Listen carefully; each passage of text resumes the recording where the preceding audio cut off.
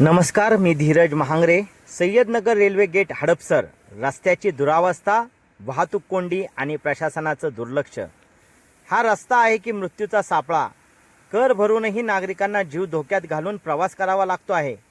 ही आहे हडपसरमधील सय्यदनगर railway gate परिसराची वास्तव परिस्थिती. कॅमेऱ्यात दिसणारे खड्डे हे केवळ खड्डे नाहीत, तर संबंधित यंत्रणेच्या निष्काळजीपणाचे आणि दुर्लक्षाचे जिवंत पुरावे आहेत.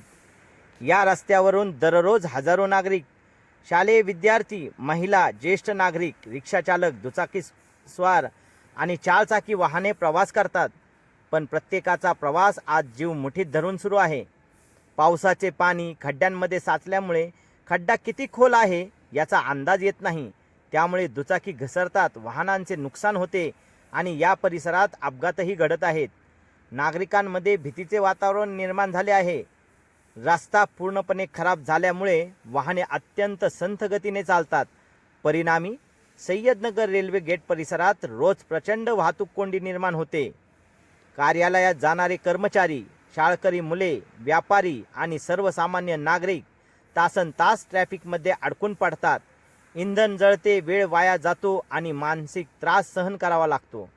सर्वात गंभीर बाब म्हणजे या रस्त्याबाबत पुणे महानगरपालिकेकडे अनेक वेळा तक्रारी करण्यात आल्या.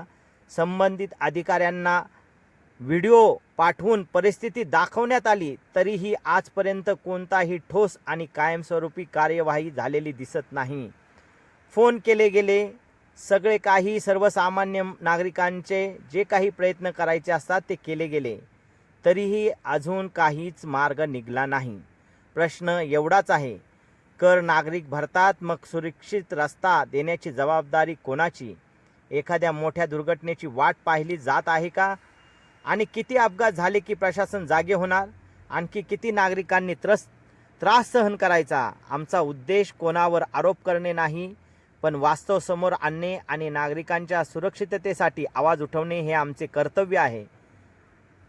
आमची पुणे महानगरपालिका आणि संबंधित अधिकाऱ्यांना ठाम विनंती आहे. सय्यदनगर रेल्वे गेट परिसरातील रस्त्याची तात्काळ दर्जेदार आणि कायमस्वरूपी दुरुस्ती करण्यात यावी. वाहतूक कोंडी कमी करण्यासाठी प्रभावी उपाययोजना करण्यात यावी. नागरिकांच्या जीवाशी सुरू असलेला खेळ त्वरित थांबवावा. कर आम्ही भरतोय, त्रास आम्ही सहन करतोय, काम कधी करणार? धन्यवाद.